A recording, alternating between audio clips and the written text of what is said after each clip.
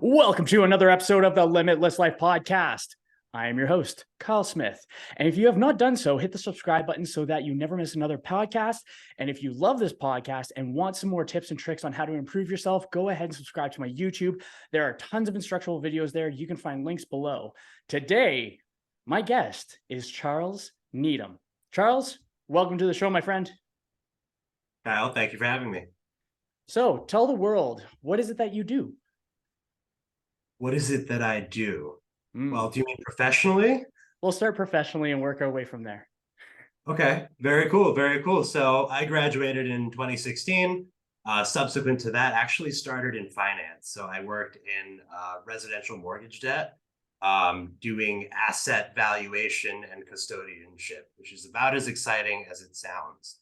About 3 years ago, I switched over to the startup space.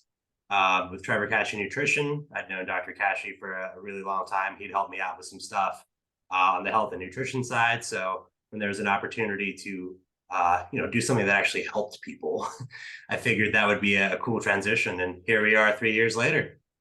That's pretty sweet. So how is it that, or how does what you do impact others? I would say that what Trevor Cashy Nutrition is doing is pretty awesome. So many people have been through the diet cycle, right? Where they want to lose weight, they do some miserable stuff for a little bit, that gets the weight off, but then ultimately they revert back to whatever they were doing before. And then, hey, presto, like magic, every single time, weight's back and then some, plus a little bit of guilt. And so I am responsible for managing the sales side, getting our message out to as many people as possible, and really just helping people live lives they want to live. That's amazing. So what's your hero's journey? What was it? What were you struggling with that eventually got you to this point in time?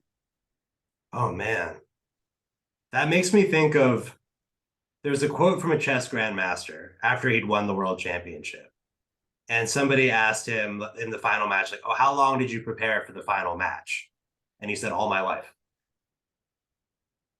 Right. So like, what is the thing? I don't know that there is a thing, but I think embracing struggle kind of at large is probably something that I think you have a lot of experience with too, right? Mm-hmm. Absolutely.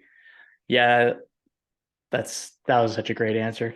Yeah, I think actually on the note of chess, because Kendra and I just started picking up chess and we're doing pretty decent. We've never played anyone else. We need your take on that. How are you doing in the chess rivalry? Because I have half of the answer. There's her answer, your answer, and the truth. So we gotta find the truth here. I would say that there are some times where I really think I have a chance. Like there are some of the better games that we played. It was like check, move, check. Like I'm saying check, check, check. It was probably like 5 checks or something like that. And then I just get rickrolled. Like I just get completely demolished. But she like it's really good. So I would say like she's made way better comebacks than me. I kind of like sometimes I just either fizzle out or she just gets me good and I just didn't see it. Well, so which stage of the game do you think, like if you break it down, right? Like it sounds like you're doing well in the opening. I'm not sure about the mid game, but then it sounds like in the end game you fall apart. I think it's because I'm thinking trapping rather than winning. So I'm trying to put as many pieces in the place as possible so that I don't need to do as many moves to win. So I'm thinking, okay, if she goes this way, then I have this piece just in case.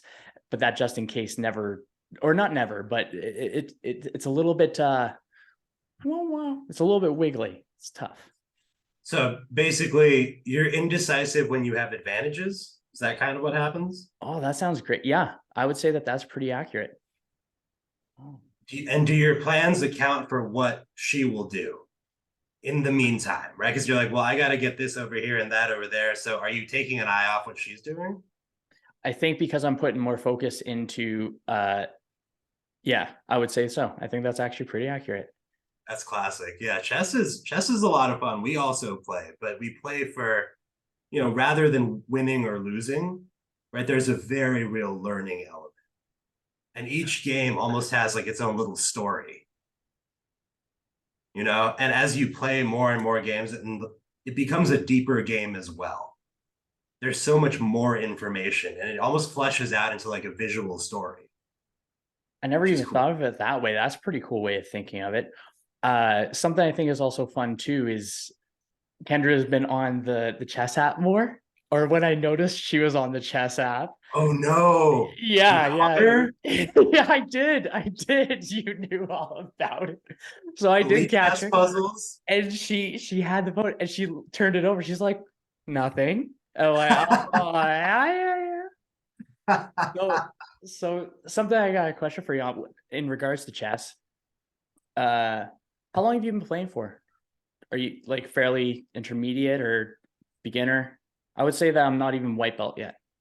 Yeah, I would agree with that. I'm not very good either. I've played for a very long time, but recreationally and when it's available versus diving into the history of it and studying puzzles and stuff like that, which has made it a lot more rewarding. But like you, I started a little bit later. I've actually read a number of articles that chess has become more popular in recent years. Like there's been a big chess boom. You had Queen's Gambit during COVID. A lot of people were home, so that was an easy source of entertainment. So apparently, there's a big market now for adult learners in chess, which is cool. Yeah, it is cool. I bet you YouTube searches are going like way through the roof Oh for yeah, yeah. chess. It's big on Twitch as well as I understand. It's well, I guess that makes sense because it's a gaming platform, right? Or Twitch usually has a lot of gamers using it. Yes, and it's funny you say that because it seems that it has kind of changed the way that chess is looked at. There's a lot of focus around things like blitz, right? Which at least I think is fundamentally very different, where you have maybe 10 minutes total for a whole game per side, and you're using a clock. And that time restriction changes what kind of game it is, I think, very quickly. You know, okay, I'm gonna this could be a rabbit hole one. Okay. How with playing chess, because I think the seeing it as two different ways, like the blitz, I didn't know that's what it was called as well with the timer, but it got me kind of thinking of how uh like Parkinson's law, where we whatever we allot amount of time to, that's how long it's going to take. So the less time it takes, the process, right? How do you think, or how do you find chess correlates to life? What have you learned from chess that you previously did not know before Oh my God. that you can apply to the rest of your life? Hmm.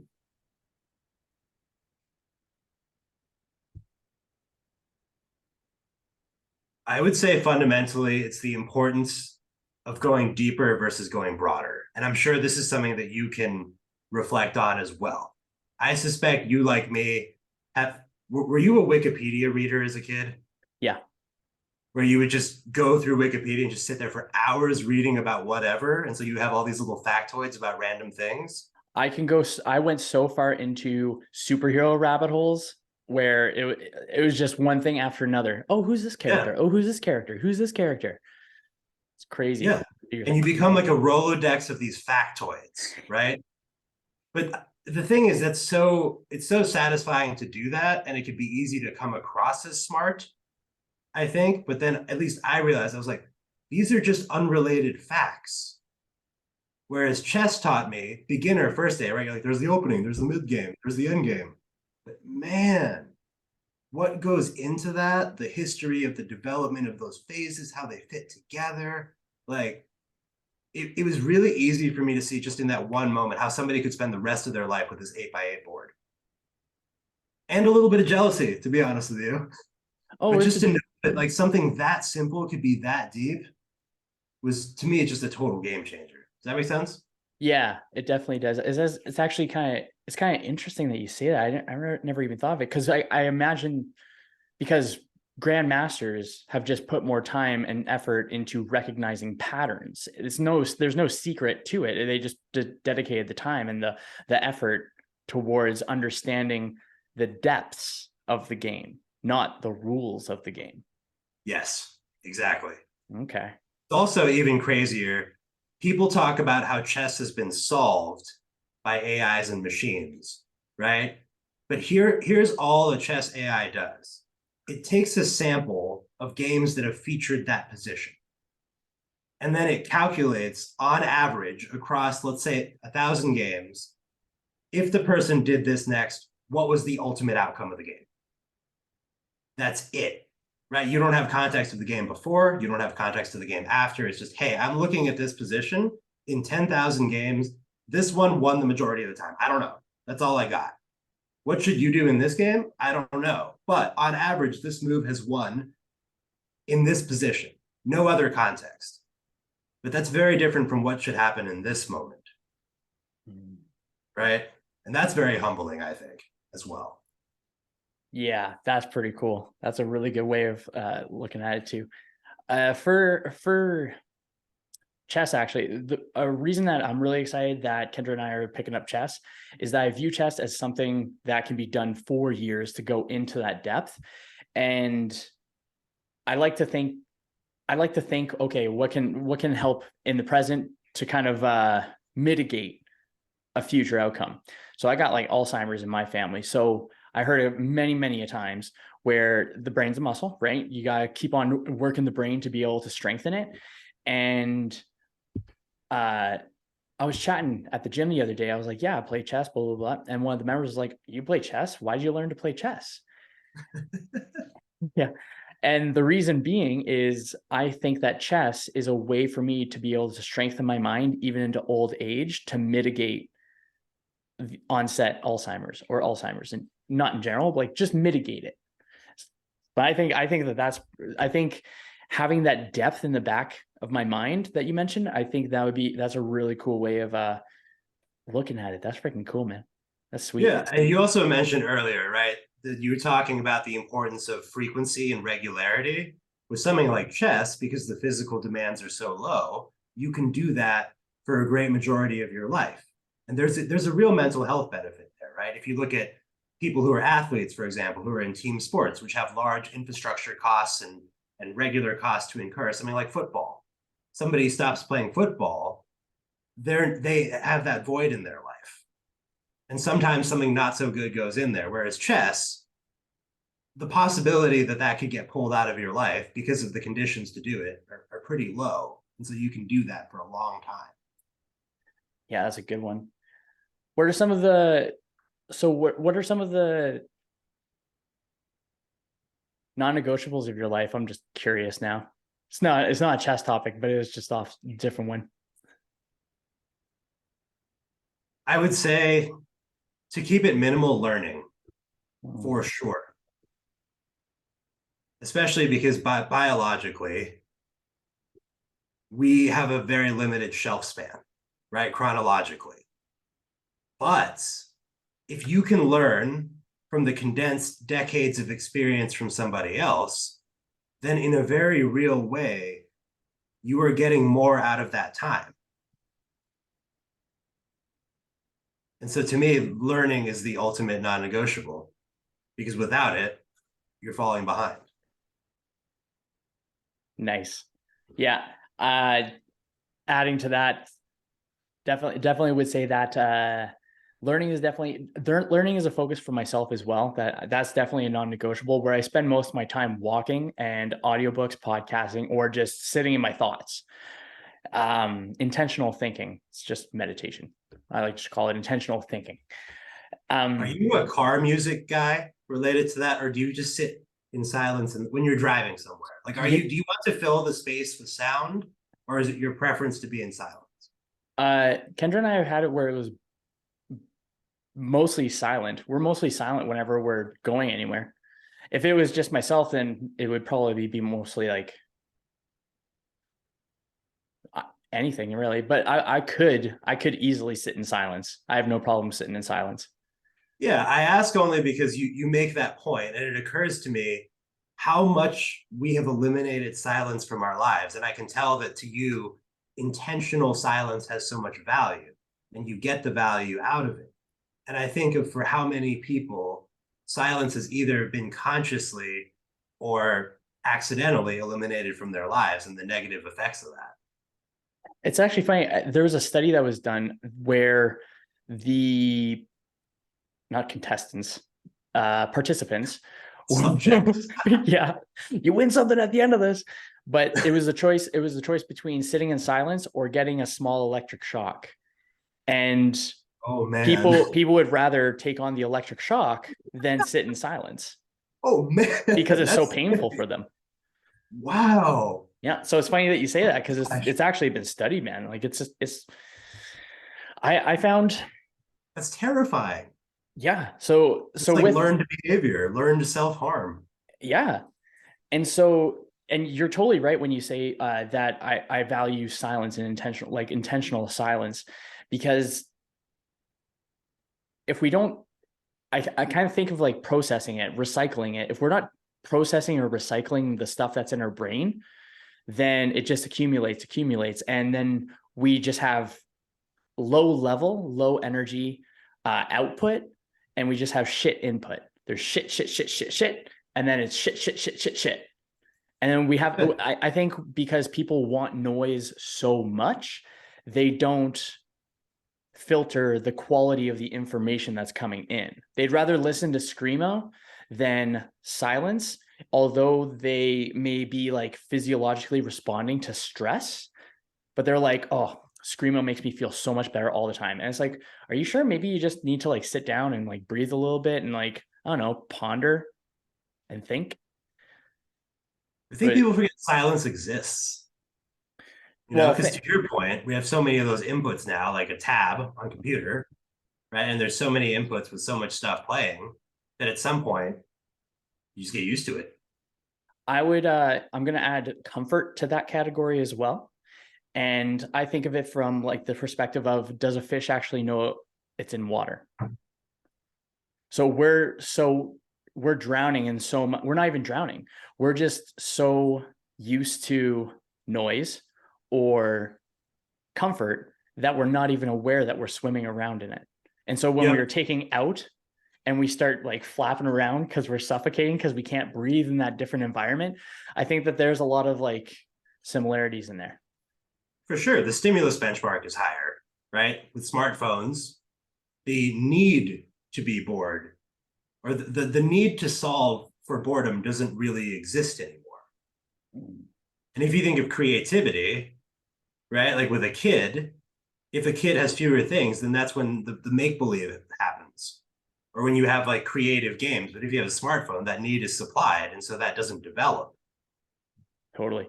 And that's when we find ourselves in a lot of type 1 thinking, where it's respond, react, and like really impulsive, rather than type 2, where we insert a little bit of logic, reason, creativity. Yeah. So, and it's just phones. I feel like we're just back in my day. Oh yeah, dude. I give my phone to my fiance most hours of the day. Like I don't even want to see it. You know, if there's something on there that I need to know about, she'll let me know. But in most cases, they scare me, man. Like as somebody who's in sales, they scare me. Dude, on that note, like it's crazy. I find like something that's cool, like understanding sales, or at least understanding what the phones do to us, or not to us, but do, how they draw our attention, and it's quick fixes, huge dopamines, and people are so used to it, they're not thinking of how there's a huge spike and a huge drop, and it's like, oh, but it's kind of like how what was that one? It was The Social Dilemma with on Netflix, and Mhm. all the CEOs of Twitters and all of them do not, Bill Gates, Steve Jobs, did not let their kids use tools Mhm. because they knew the power and potency of these modern day, I'm going to call it, drugs. talk about talk about a warning label right there. The guy who made it, who I'm willing to bet has the most knowledge of its implications, doesn't let the people close to him use them. Like that's a red flag right there. A little bit of a red flag, huh? Yeah, weird, man. It's so crazy. So obviously you don't check your phone very often, but is there what happens when you find yourself do you often, or do you find yourself just scrolling or going down the rabbit holes if you're on your phone? And I forget Oh, what it's called. absolutely. Yeah. Yeah. Yeah, of I guess we're course. all I guilty mean, of it. it works. That's why it's so effective. It's, Oh man. So what would you say? Okay, so let's say you were in your early 20s in this moment, at this point in time, knowing what you know, what would you tell your 20-year-old self about the technology, about everything going on, if they're really, yeah, just go with that because I'm curious about that one. well, in terms of like how I would warn myself. Yeah, What you mean? yeah. I think above and beyond that, I would want to. So this is behavioral stuff that Dr. Kashi talks about, right? You want to talk about moving people toward a reward versus telling them not to do something is not very effective.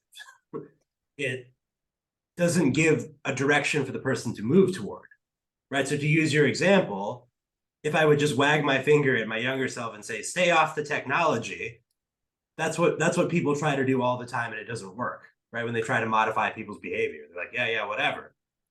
Instead, I would say, hey, educate yourself on this upcoming opportunity. It can be used for a lot of good. It could help generate business. There's all kinds of good outcomes, connect people who might not otherwise have met, right? Like you and me, for example, connect with like-minded people who would otherwise you wouldn't be able to meet. But there's also a double-edged sword here. So know that these are reasons that it's also these are the potential outcomes, and then educate yourself. So I would say toward goal versus unhelpfully saying don't do something. I often think of what it would be like to time travel, and I'm always paranoid of the butterfly effect. So if I were to go back in time and if I were to tell my younger self like a piece of advice like that, how would I tell them or tell him? And I think that would probably be the best approach to just go with curiosity rather than be like, don't do this, man, because you're gonna end up on this one. But hopefully things turn out fairly similar. Well, tell me about your time travel assumptions, because there are several different models that we have, right? We might have a singular timeline in which you go back. There's the classic cop out by when you go back, you create a new timeline, kind of like a second edit track on CapCut or something. So which one are we talking about here? Are we Uh, going in the same timeline, or did you create another one? I would say it would be the same timeline. It wouldn't be a divergent timeline. Okay, It would be okay. going, yeah, it would be going Got back the in time vocab. and immediately like Terminator style, but less messed up. Well, so I know in some time travel models, if you go back and you see yourself or something, it just everything detonates, I right? Like mean, there's those time travel movies where it's like, don't let you see you or else. yeah, I don't, man, that'd be an interesting one too. You know what? I would probably disguise myself then. I would just be like this unknown stranger. Do you have a favorite time travel movie? I really, actually, okay, now we're thinking about it. Favorite time travel, least confusing or most confusing? Let's say favorite independently of those things. Okay. I think, okay, this is a tough one. Okay.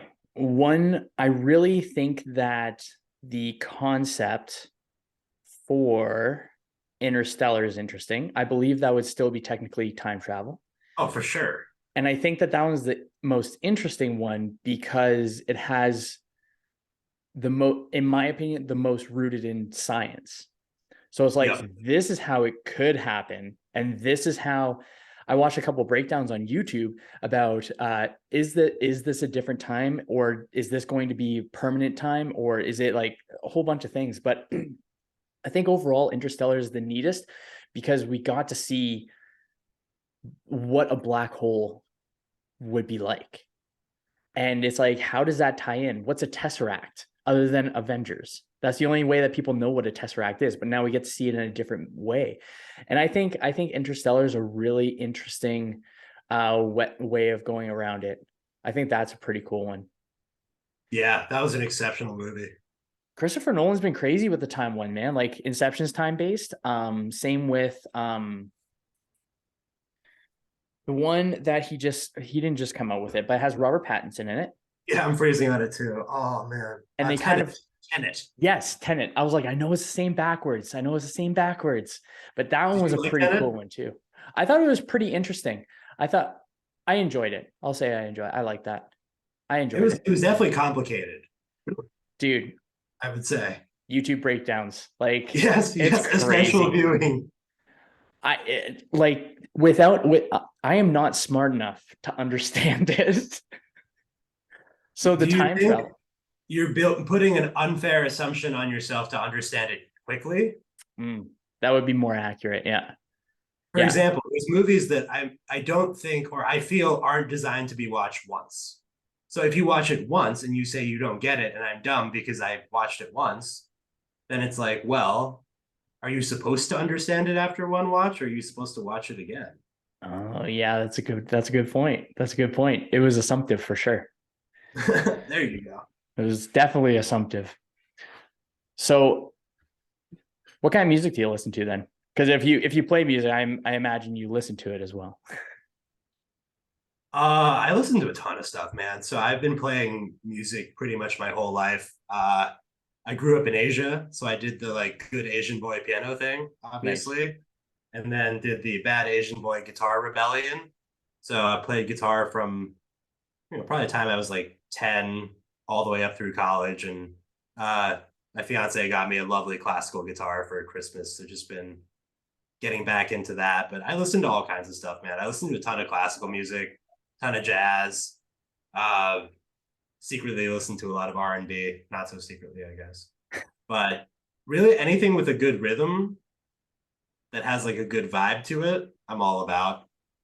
Nice. How about Nice. you? I feel like you're probably similar in that regard. You probably Oh listen to a yeah. lot of Definitely I like a combination of stuff. There's some stuff like for example, I would say that if it was country is on the genre where I'm the least interested, but I could definitely say with certainty like what country I like compared to what I don't like. So I wouldn't say that I don't like country because there is some stuff that I'm like, and I'm this is like me growing as well. Because before I would be like, I like every genre but country.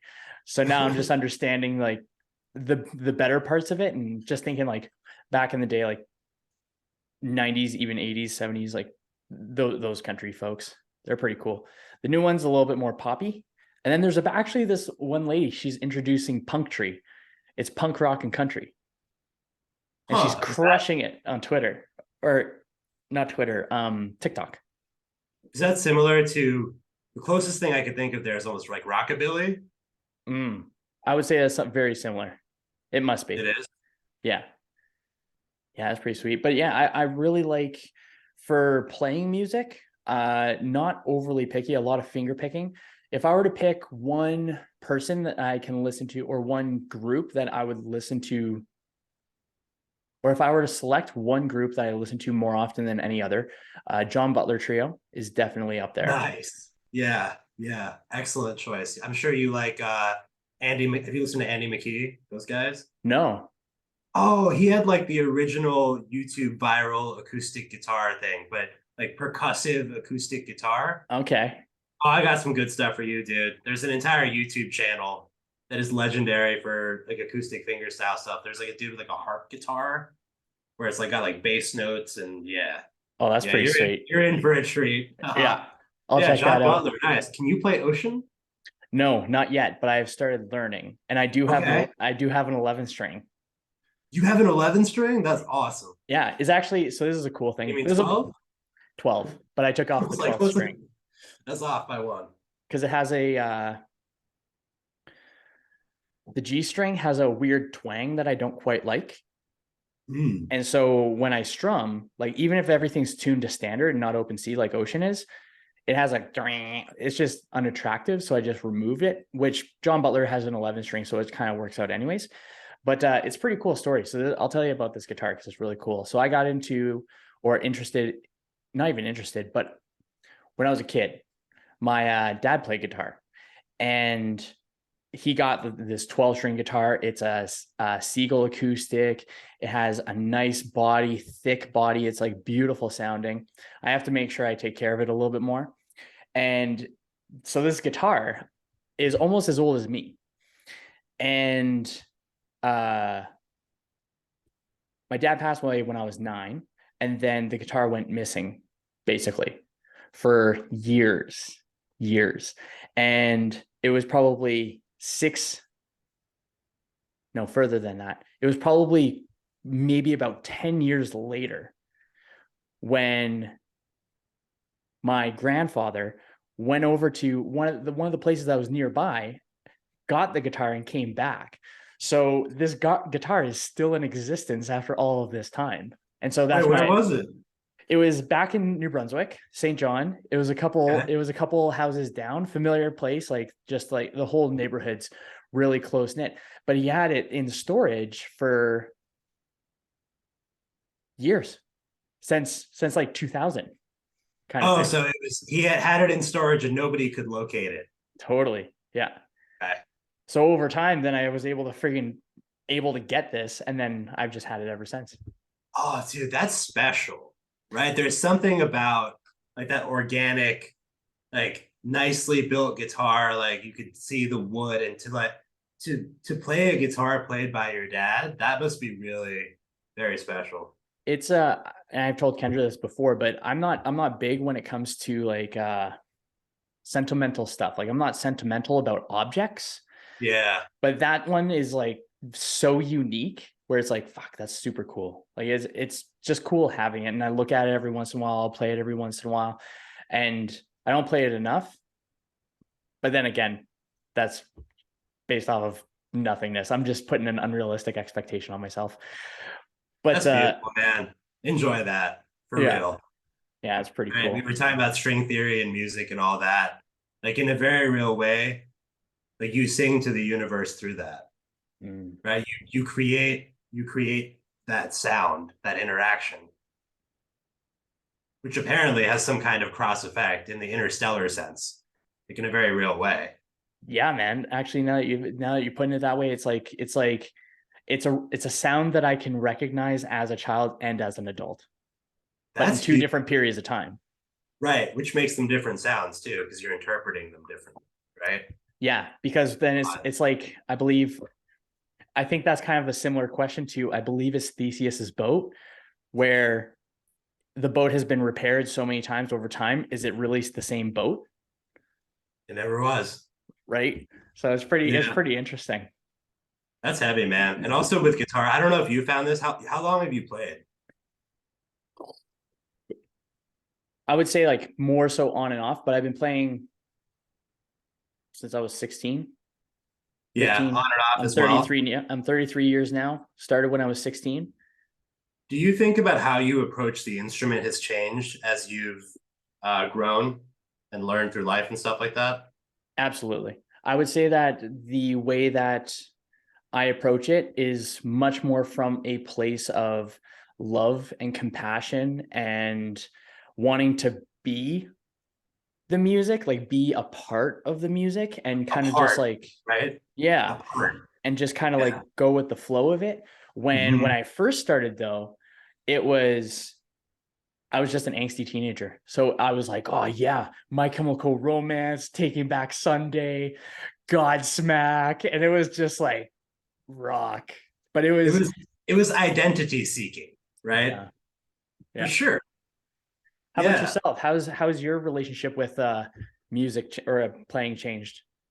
Oh, hugely, dude. So I would say that as a little bit of backstory, before I met Dr. Kashi, I was actually about 130 pounds when I Oh graduated shit. high school. Yeah. And so I wasn't very athletic, but I did read a lot and I also played the guitar a lot. And so there was a certain hinging of identity, right? And self-worth, which meant I acutely know that I closed opportunities to learn more and be a better musician. But being a better musician was secondary to some kind of identity, right? And so what you said there about being a part of the music, recognizing that it's not about me, and tapping into what's around and letting it come out of the guitar is way more rewarding, way more enjoyable, but you have to be ready for it. And for me, I was too young to be ready for it. I was too busy about me, versus taking what's around, relaxing, and just letting it come out in music and just enjoying it and being a part of it, you know? Yeah. I think it's kind of cool what John Butler says in an interview. He was doing an acoustic set for his new album, which got to see him live. Have you seen John Butler Trio live yet? I wish, man. Unreal. Unreal. There was Kendra and I here in town seeing they got tickets. Kendra and I went, and honestly, like still to this day is like so what we're talking about, feeling like that sense of we with music, Yeah. they bring it so like I feel it in my soul. And something that he said during an interview is he's writing these songs, but he always checks himself. He's like, why is it that I'm writing this? Is it that I want praise? Do I want a Grammy? Do I want to fill the empty hole in my stomach of what I want to try doing? And I think reflecting on that art and that creativity and like that medium that we choose to use, I think when we start coming from that place of we rather than me, then there's a frequency, right? There's a frequency that like goes further out and perpetuates past that point.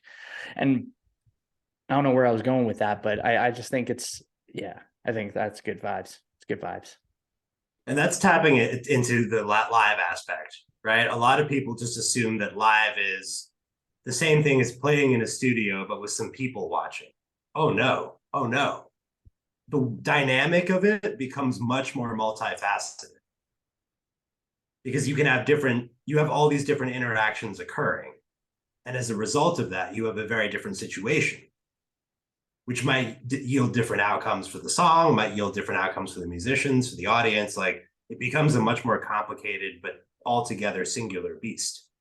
Yeah, because it's a mosaic of all these different feels, personalities, all of it going on. Yeah. That's pretty cool. What have you found to be what role does love play in what you do? Essential. It's essential because the problems that we, and when I say we, I mean TKN, purport to solve are very personal in nature. And because they're very personal in nature, they require frank conversations with people. And unless you genuinely care about their well-being, it is very difficult to break some of these beliefs. However, if you do it from a position of care and ultimately what you describe as love, I would agree with you, wanting the best for somebody unconditionally, right? In this case, to define, it's an essential part of the process, because if that doesn't come out in your communications, people don't feel comfortable enough to walk through that. And I'm sure you see that all the time with your men's group, right? That to be able to help somebody, they have to trust you. And the only way to earn that trust is to genuinely care about them. There's no shortcut. Do you think people are resistant to accepting that care? I think people are resistant to change because in most cases, change can be associated with scary negative outcomes. And at least you know where you are now, right? So step one in that conversation, if you really care about somebody, is, hey, the status quo is not maintainable. And until you can agree on that, everything else is beside the point. But to raise conversations of that magnitude with somebody who you may not have known for very long, the only way to do that is to genuinely care and to say, hey, change is difficult, but can you stay with the status quo now? Is that something that you can do at this stage, or are you going to slide further back? And so to tie those two together, I think people are afraid of change. And the only way to show them that change isn't scary is to show them that you really care and that your solution may avoid those long-term complications. Nice. That's really good.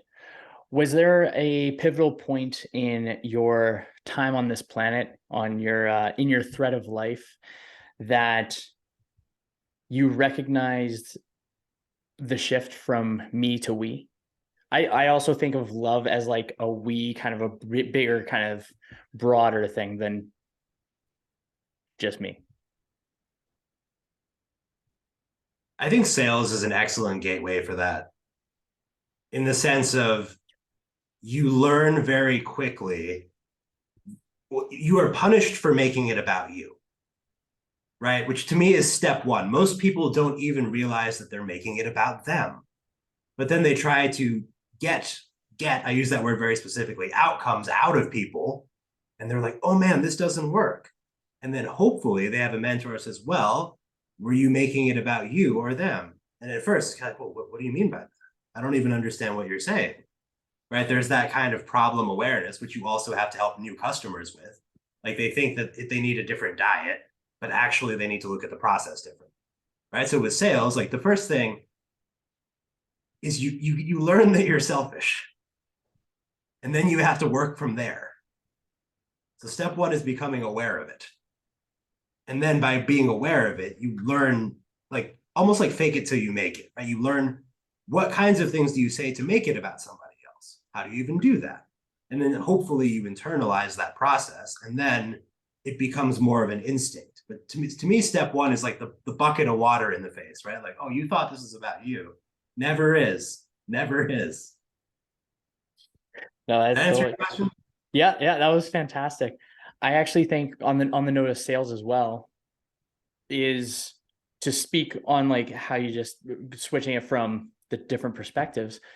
I found that when I got really dialed in on my intention with a sales call, my intention is to help this person Yes. in whatever way, shape, and or form I can. When I started with that approach, rather than I got to make rent this week, I got to make rent this week, I got to freaking get it. It's coming from a place of scarcity and desperation. It's not coming from a place of well-intention. And so to add to that point right there is, yeah, I think what I mentioned before is intention is palpable. Hugely having expectations narrows your vision, right? And in a sales conversation, at least to start with the discovery, you want to be as broad as possible so that you could pick up threads that you can build on. And the threads in these cases are going to be the problems the customers have coming in. No problem, no sale, right? Because at the end of the day, you're selling change. And so if somebody doesn't have a problem, you can't very well help them with that. However, in most cases, people are also limited by the scope of their knowledge. They think they have a problem, but what they think isn't particularly relevant because they haven't solved it yet. So it's about having the expertise, the compassion, and the acumen to be able to say, hey, have you thought of it this way? You've tried it this way a bunch of times. Like, do you think a different approach could be warranted? Right? What are the costs of staying here? And so by building on that, good stuff. Nice. There was a question that I really thought of off of that one too. Darn, that's tough. So on the note of sales, what are some oh no, this is a better question. What are things that society values that you don't care about? Man, do you have specific things in mind when you say that? Like, what's your example? Okay. My example would be things that society cares about that I do not care about. For honestly, this is gonna sound really weird, but I feel more comfortable talking about it because I watched Andrew Huberman with Rick Rubin, which if you haven't seen that one, or if you haven't gotten Rick Rubin's book, unreal. I've It heard is he's called awesome. what's right? He seems like a really cool dude from what I've Oh, heard. so good. It's called The Creative Act, A Way of Being. And he talks about how this is kind of the philosophy that I have adopted. You are an artist of your life. I am an artist of my life. what we are doing, creativity is the same despite the medium. So we're all Mhm. artists in a way. Yep. But Rick Rubin talks about it. So I felt it was one of those things where I didn't feel comfortable saying it until I had permission, kind of thing. But I don't value the past as much as other people do. When you say the past, do you mean your own personal past? Do you mean like historical Personal. chronicity? Like which? So Like personal. personal past in the sense of I've been at the point where I used narratives as permission to give up on myself or not even or continue on. So I would perpetuate past problems into the present because I decided that not chasing what I wanted was the priority. And I utilized just past narratives that many people still utilize, where it's just it's not necessary. So basically, when people are using their past as a way, or when I was using my past as a way of not making any progress, when I shifted that, I started caring about my past less because it has less of a role to play in future progress than I think. As I remember, that was a big focus for you coming into the Kickstarter, right? That was a big part of what you were looking to do there. What was that experience like, man? I don't think you and I ever got to chat about it. I know you spoke to some other members of the team. Like, what was that like for you? It was actually, honestly, the last 2 years were freaking spot on. So red comfort crisis. That's how you know how Steve Jobs says you can only connect the dots looking backwards, not forwards. Yeah. I can connect a lot of dots from that book alone because it was the book. I actually sent Michael Easter because I was listening to it on audiobook. I sent him a message. I was like, who's that doctor you were talking about? Was it Dr. Kashi? And I spelled Kashi wrong. I went back and I looked at him like, oh my God, face palm. So he's like, yeah, Kashi. So introduced. And then I just went down the rabbit hole of Kashi's podcast, listened to YouTube. And I usually dedicate, if I'm curious about someone, or if there's a lot of noise around someone, I usually try to not absorb, but try to engage in my curiosity for about 5 hours. So I like to stick around 5 hours so that I have a very put together image or idea of what the person's like, this, that, or the other. So I binged Kashi's podcasts and then went seeing the Kickstart, and the Kickstart actually, so it was my birthday last week. It's actually over a year that we're in Kashi's program, and Kendra's working for your crew, which is awesome. And then it was also around the time where I said, I'm going to stop drinking for the year. I'm still going no alcohol just because it just feels better. Nice, man. And so it was kind of like an accumulation of all these like quick points. So I just like ripped the band-aid off, ripped the band-aid off, ripped the band-aid off. And that was like the going into Kashi's Kickstart program gave me much better insight as to how I wanted to show up as a coach, how I wanted my clients to show up, and also as a whole, how I wanted to help people. And so it really got everything, the gears moving, where it's like, oh my gosh, there's philosophy in this. And I love the philosophy. I love the psychology, like cognitive behavioral therapy. That's Arthur Ellis introducing Stoic philosophy into psychology. And so I find like that component of being the person it takes to get the outcome you want to be a no-brainer at this point, because it's so much simpler than I made it out to be. And I just seems like it's just perpetuating quicker. Like I feel the velocity, like I feel the speed of things going on. And I'm describing it to Kendra for this podcast, for example, something new, something I've been putting off for 2.5 years is that the person is, I'm going to become a podcaster. So I better be the person it takes to get the outcome I want. The intention is not to be the podcaster. The intention is to bring cool people on, chat with them, dive into their thoughts, their feelings, their emotions, their philosophies, and to do it. But you got to do it. And when TKN was able to show a lot of the ways of just getting out of the way. It sounds like labeling is a big part of that, right? Because you mentioned like getting in your own way, thinking about becoming a podcaster and reframing that as simply having conversations with people you would like to speak to anyway, and that being a precondition to having a podcast. It sounds like that was helpful in connecting the dots, right? Like the role of language. Absolutely. Actually, it was after TKN, and then, or it was during, I guess I'm still in TKN, but it was after the Kickstart. And I've noticed after the Kickstart and still being in the program, when I respond to a client, where was I going with that one?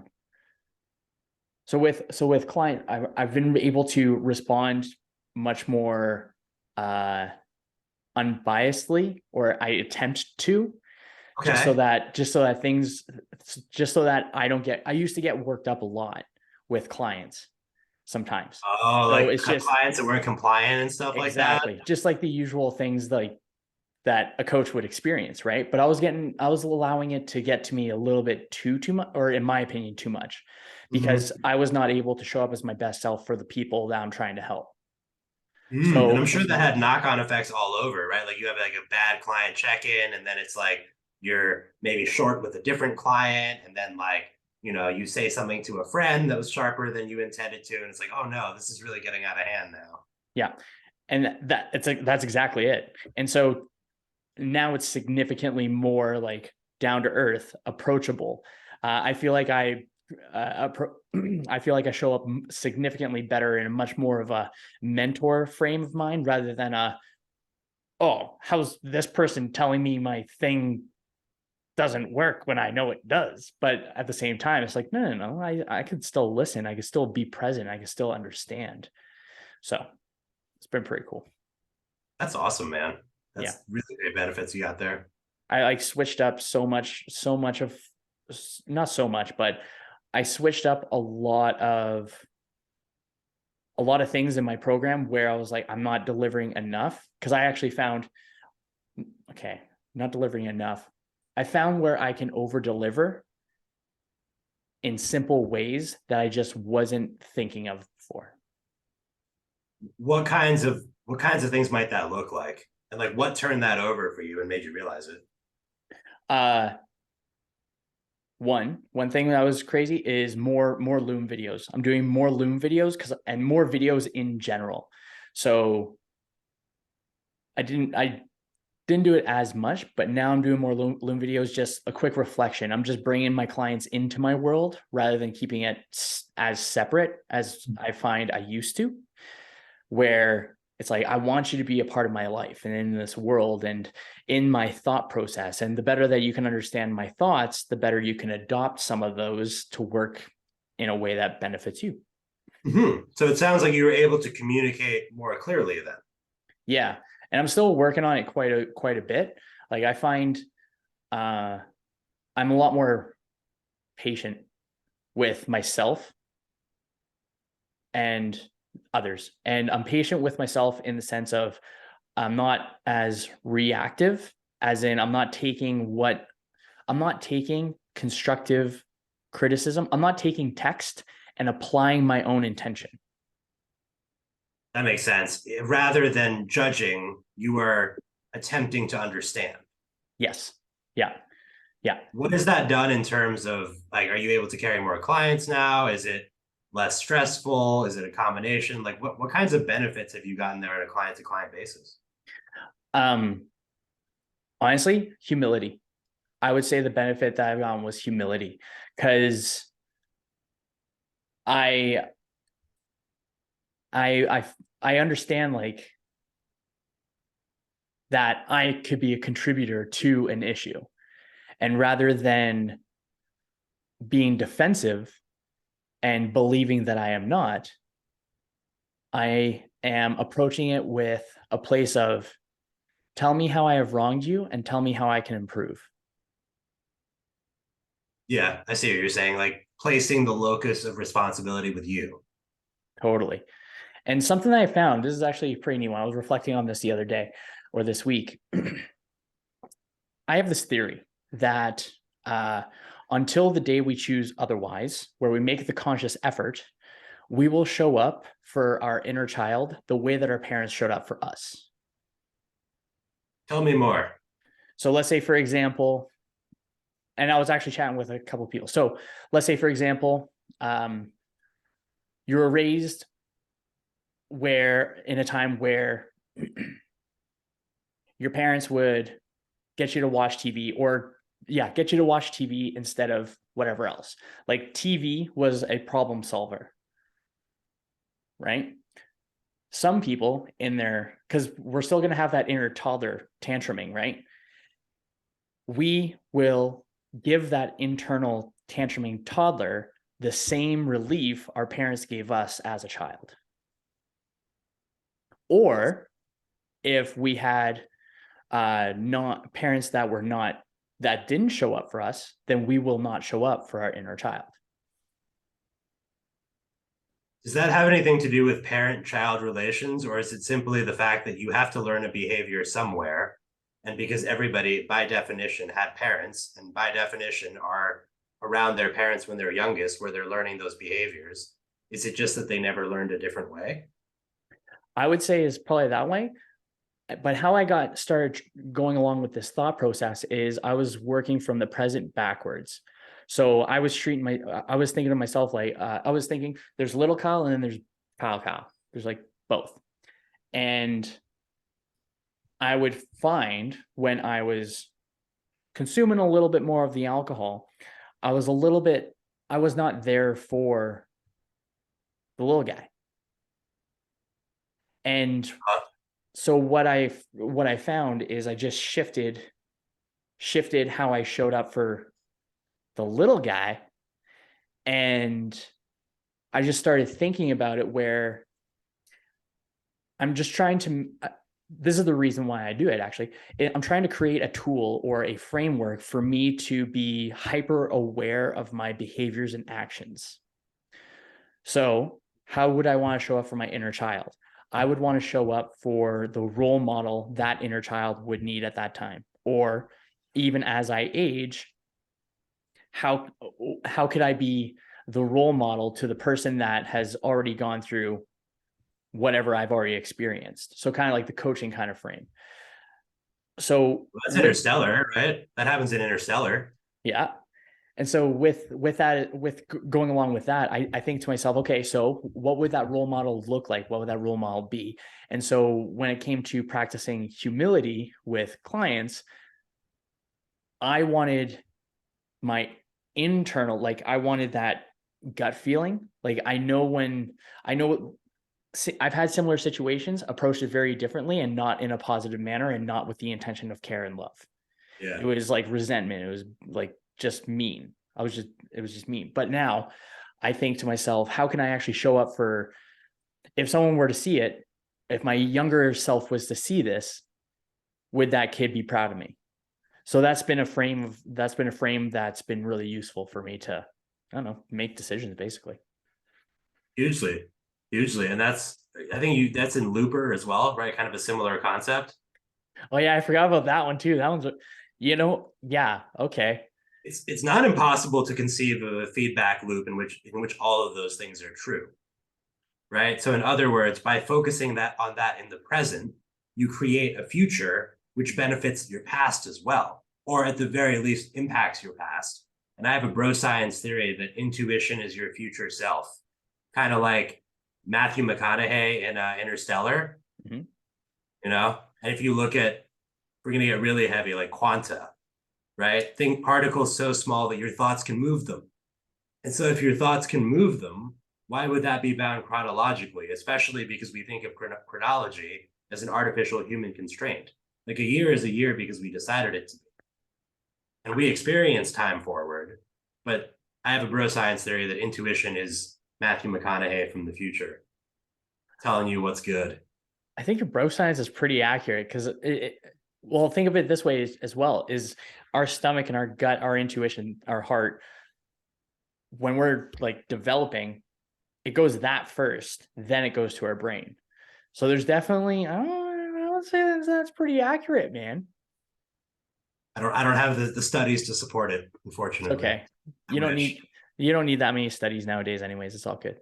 Have you ever seen the meme that was like, source, I made it up? Yeah, yeah. Nice. Well, but if you make it up and you decide that it's true and you live in accordance to it, there's a higher probability that you can achieve it. Hmm. Did we Because it's talk about that where it's conceptual. like the secret, like people make fun of positive intentions and they're like, that's bullshit. I can't just positively intent and do nothing. And it's like, wait a minute, who said anything about doing nothing? Yeah, exactly. What have you found to be a framework that you've kind of adopted that kind of keeps you in check? Hmm. When you say framework, do you mean like, can you give me an example of one you use? Mental framework? So a mental framework. Well, I guess it'd be. Well, I would put it under like protocol, system, network. Maybe basically you can think of it like what is a personal practice that has stuck with you for years. That Yeah, personal practice that has stuck with you for years where it was really tough at first, but now it's almost automatic. Writing. Oh, Writing is huge. And when I say writing, I mean as a companion to reading. So I think a lot of people get drawn into reading by quantity, right? All the reading challenges are always number one, put on by book publishers, weird. And number two, incentivize quantity. So you get people being like, I read 300 books this year. You're like, what? How? When to me, taking a book, writing about that book, and writing your reflections on that book till it becomes its own book is what reading is really about. So skimming versus reading is the distinction I would draw. There's a fantastic book by a guy named Mortimer Adler called How to Read a Book. It is awesome. It is awesome. So taking what you've read, writing your opinions on it, and forming that kind of personal relationship with an author that exists entirely in your own mind, but helps you build that intuition in a very real way. And so I think that idea of having almost like the Jedi Council, right, in your own head of books that you just keep coming back to, and the notes you've made with that author and referencing those notes and imagining them talking to each other. That to me has been a huge framework. I love doing that. it's actually funny you say that because I definitely like the Jedi Council a bit more. So I might switch it over, but I've used and I'm not even a fan of it really that much, but I've used Star Trek as an example. So you're in the captain's seat, your consciousness is the captain's seat, and then it's kind of like Inside Out or something like that, the cartoon one, I know where they exactly what you're talking about. Yeah. yeah. So it's kind Yeah. of similar to that. I think, yeah, I think that's cool. Jedi Council is so much cooler than Star Trek, in my Especially when you start opinion. imagining Marcus Aurelius on the Jedi Council. Oh yeah, put Marcus Aurelius and Qui-Gon Jinn next to each other. Just let it go, let it go. Be peaceful. No intergalactic wars. Yeah, Does it really totally. matter? Well, That's so crazy. awesome. Do you think how much of a role does philosophy play in your day-to-day life or just in life, I guess? I will ask an annoying question and say, how do you define philosophy? Because in most cases, people just start citing books they've read, right? Good point. I would say citing a or I would say from the approach of the art of living. I would say that it's helpful from a statistical perspective. Are you familiar with something called the Lindy effect? No. So basically, the Lindy effect is a model that suggests that things that are older are fundamentally better. And so the reason for this bias is that if it has survived this long, there's probably something to it, right? because each generation has to independently decide that this is worthwhile, this is worth preserving, and then by the grace of God, the thing is preserved. And then that has to happen over and over. And so the longer out you get, the more probabilistically, per the Lindy effect, that it's something that's worth looking at, right? And so just from kind of like a practical perspective, I've always been somebody who looks to those things to learn. And philosophy is kind of a no-brainer in that capacity. Like you have people who are esteemed, who have struggled with things you've struggled with, who may be in worse situations than you are, in some cases writing for themselves, right? Like meditations. Here's this dude who's the most important guy in the world. And the only thing that he felt was important at the end of the day was say, hey, be nice to people. I was like, damn, that guy thinks I should be nice to people. I should probably listen up, right? And then as you read more and more, you get a bigger cross section. And it's like, oh, this guy thinks that's important too. Man, all these smart people say it's important first and foremost to be part of this one thing, right? And that your role is to make that thing better. There's probably something to this. And then you act on it, hopefully get reinforced for it. I've been lucky enough to been. And you just continue down that line. And so to me, philosophy is very practical, actually, rather than abstract. Does that make sense? Absolutely does. I think the going along with what you're saying about reading and then writing so that you really are in, going back to what we were talking about for depth in chess, you're in it, you're in the depth of it, you're in the thoughts of the writer, right? I think it's so cool. I find that something that I've been having a lot of fun with is actually creating my own like amalgamation of philosophies. And I think that that's something that many people should attempt to do, is like, what is kind of like my framework for living? What's my philosophy? What's my kind of thoughts, organization? Like if I were to explain someone the best way that I've found to experience this finite time on planet Earth, which is a ball flying through space, how would I explain that? And note that that's not predictive either, right? That's saying, hey, man, in my experiences in my life, which by definition are finite and fixed because I am one person with this fixed set of experiences, this is what I would do in your position. There's so much variance there. And so I think I struggled a little bit with the question about like, how do you follow philosophy? Because it's not, to me, like there's no choice. Like you express one way or the other simply by living. So you might as well be conscious about it. So philosophy is a collection of those things, right? It's your own like quilted patchwork versus ascribing to any one model. Like that's not the point. I think, at least. I think it's a great one. And on that note, my friend, we are at the top of the hour, a little bit over, I'm guessing. So, Charles, my friend, where can people find you? You can find me on Instagram.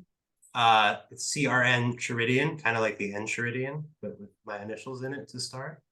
You can definitely check out trevorcasheynutrition.com.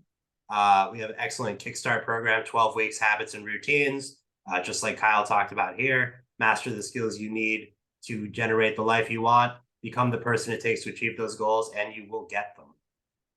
I'll be sure to have a link in the description below for trevorcashey.com.